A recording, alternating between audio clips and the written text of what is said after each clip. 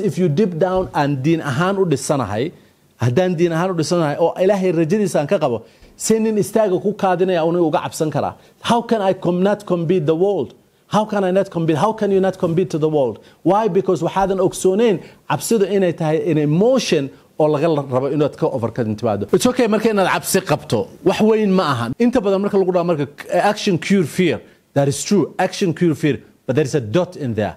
Action ama step-ka aad qaadayso cabsida waa inaad knowledge qabto, waa inaad kalsooni qabto. Then you take the action kaas aad qaaday cilmigeeda aad leedahay, you will cure fear. aad baad ugu mahadsan tahay daawashada message-kan aad daawatay bilowgiisa. Waxaan kaa codsanayaa inaad dhammaystirato haddii uu adiga ku caawiyana aad gaarsiiso dadka kale sidoo u caawiyo. Subscribe our channel-keena si aan u noqono ummad baraarugsan una baraarujisa bulshadeeda.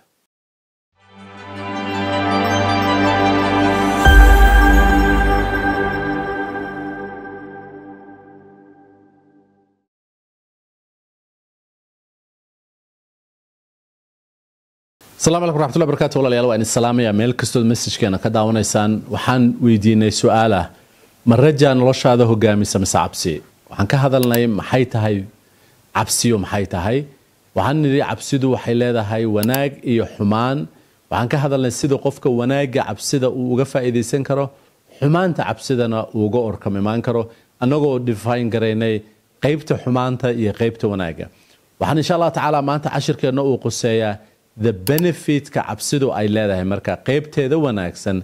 wanaaga ay leedahay sideed uga faa'iideysan kartaa. Yes, cabsi la'aan lama noolaan karo. Waxaan nidhi cabsida wanaagsan baan xaggeeda ku soo sheegnay sidee uga noolaan kartaa. In qof kasta oo muslim ah oo garanaya cabsida iyo rajada sidoo u balance gareeyo waxa laga yaabaa inaad u garanayso oo culimadu ay ku define gareysay as a diin ahaan saad u isticmaali lahayd. Laakiin imagine haddii aad u baran lahayd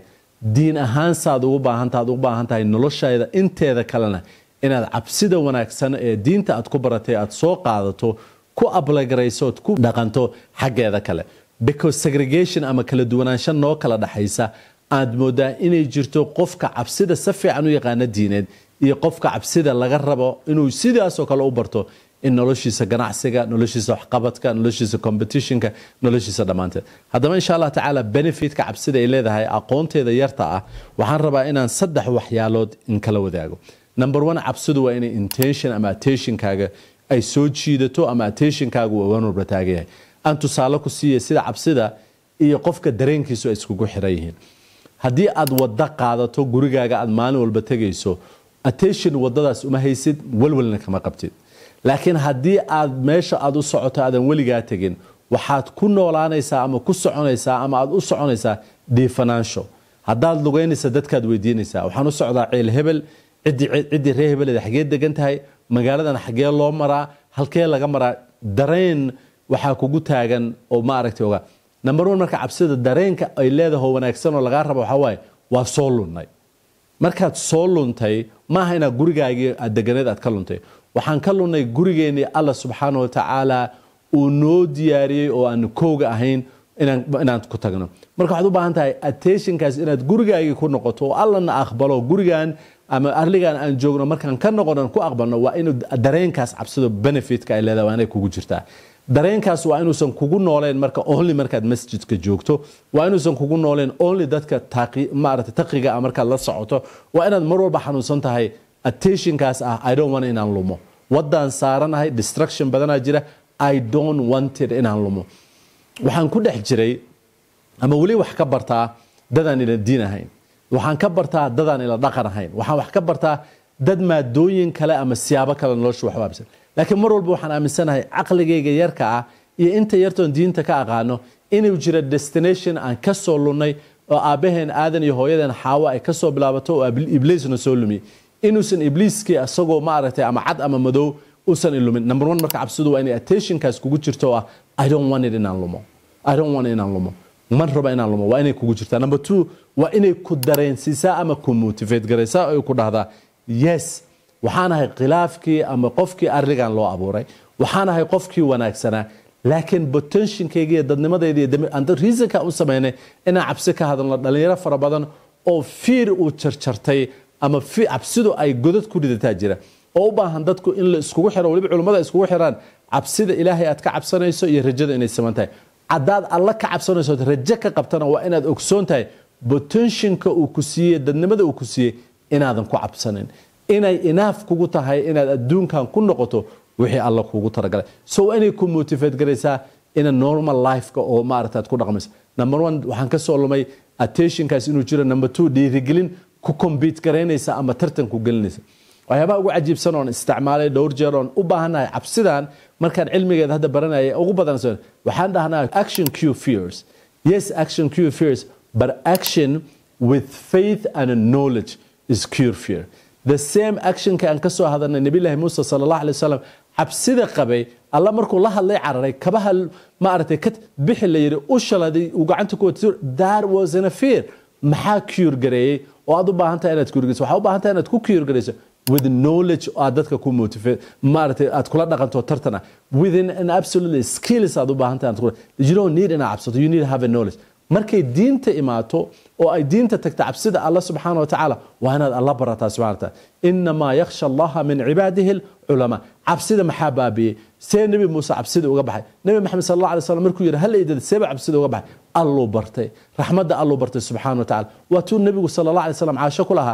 miyaysan ahayn ya rasuulullah Allah uusan ka raali noqon janno lagu siinin ma iska deeysi salaada aan tukanayso cagu kugu baranay you remember wuxuu nabi sallallahu alayhi wasallam miyaanan abaal gud uusan alla ugu lahayn subhanahu wa ta'ala not absi is an appreciation why laakiin adina ogsoon tahay why hada business aan kala hadlayno iyo hadaad ma aragtay school dhiganayso iyo hadaad marriage sameynayso wali yar waxaan ku dhahay adeer maxaa u guursan lahayd wuxuu dhahay adeer cabsida guurka oo waliba marriage-ka iyo meherka ka bilaabato walwalka aan ka qabaan u guursan lahayd we have so much cabsi waxyaabo fara badan waxa laga yaabaa marka cabsidu inay qof kala haato oo guurkii u diido oo ganacsiga u diido oo inuu waxyeesho u diido why because cabsi iyo isolation uu ku jira marka waa inaad ogsoon tahay number 1 cabsidu waxyaabaha benefit ka leedahay number 1 waxaan ka mid ma xumo cabsido dhaman waa inay ku geliso waa inaad ogsoon tahay dhiiran tahay waa number 1 inay dhiiranaan ku siiso waa qof soo lumay oo gurigiisa ka lumay oo raba inuu ku noqdo number 2 dhiiranaantaas waa inaysan ka baabi'inin in aad motivation qabto oo aad compete garayso nolosha oo aad ma aragtay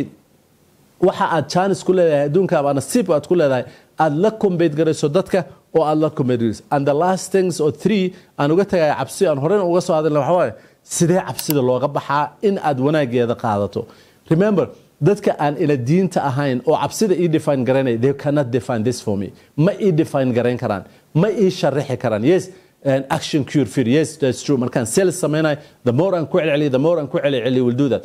I will use the sales aan isticmaalaya ninka la yiraahdo Jim Ran wuxuu yiri wixii aad ma aragtay aqoon ahaan ugu yartay ku celceliska dadka lagu la tartaba I am a number 1 of that anoon English aqoonin anigoon ma aragtay aqoon badan lahayn ban state-kayga number 1 waxaan ka noqday sales market that is a dhiiranaan laakiin sideen cabsi u fahmi karaa yaa ka fiican oo Allah subhanahu wa ta'ala cabsi qof faasiin kara markii uu nabi ilaahi Aadam soo diray oo dhulka yimid oo uu yiri degta dhamaantiin asaga iyo Iblis iyo hooyadeen muxuu yiri Allah subhanahu wa ta'ala waxaan inii soo dirayaa ama inii soo dhiibayaa ama inii imaanaya kitaabkayga cidii qabsata waa aayada suurada 2 cidii kitaabkayga qabsata cabsi iyo sadness iyo graves midnaba kuba dhacay that means if you deep down and diin ahaan u dhisanahay haddaan diin ahaan u dhisanahay oo ilaahay rajadiisa aan ka qabo sinin istaaga ku kaadinaya uu uga cabsan karaa how can I not compete the world how can I not compete how can you not compete to the world why because waxaadan ogsooneyn cabsidu inay tahay an emotion oo laga rabo inaad ka overcome timaado it's okay marka inaad cabsi qabto wax weyn ma aha dhibaato ma lahan number 1 marka fahan dadkaas oo dhan oo wanaagsanaa oo ambiyadii Allah subhanahu wa ta'ala oo khayr badnaa inay cabsidii kaga gudbeen knowledge ay action qaadeen inta badan marka lagu dhaho marka action cure fear that is true action cure fear but there is a dot in there action ama step ka aad qaadayso cabsida waa inaad knowledge qabto waa inaad kalsooni qabto then you take the action kaas aad qaaday cilmigeeda aad leedahay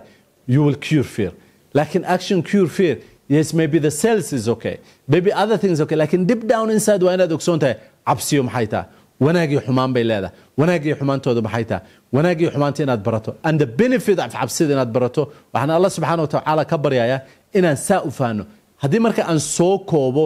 oo aan ku siiyo casharkan aad ku dheeraan sameynay 2 daqiiqo ama 1 daqiiqo hadaad is dhagahaaga cabsida wanaageeda see loo qabtaa cabsida wanaageeda see looga faa'iideysadaa cabsida wanaageeda see loo meeleeyaa number 1 waa inaad ogsoon tahay waaye in ay kugu jirto taxadar ah waan soo lumay waxaan u baahnaa inaan gurigeyga ku noqdo number 1 marka cabsidaas inaadan gurigaaga ku noqonin ee wrong destination aad tagto mar walba inay kugu taagan tahay that's mar walba wax walba inaad iska fiirisaa waxaad aragto waa inaadan cabin waxaad aragto waa inaadan qaadan waa inay deep down cabsida kugu jirto aad dhahdaa I need cabsidaasaan qabaa gurigeygii baan ka soo lumay waxaan rabaa inaan ku noqdo gurigeyga number 2 in aad dhiirigelsan tahay ama motivation qabto motivation kan ka hadlayna maxaa waaye inaad ogsoon tahay cabsidu inaysan adiga ku lahaanin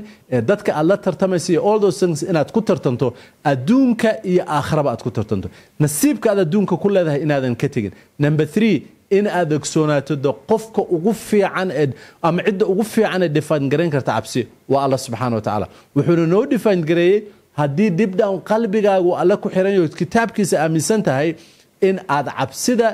iyo sadnesska cabsida iyo maaragtay murugada iyo dhamaantood aad ka offer kimaamis yes still will have wali wada haysanaysaa waa emotion alla abuuray laakiin kuma lahaanayaan ayaga kuma haysanayaan daharis waxaan jeclaan lahaa insha Allah tacaala inuu maanta casharkeena ku ahaado oo ah cabsidu sidaad uga gudbi lahayd insha Allah tacaala waxaan insha Allah tacaala ka hadli doonaa gabagabada cabsida oo ujeedadan ugu talagalnay ay tahay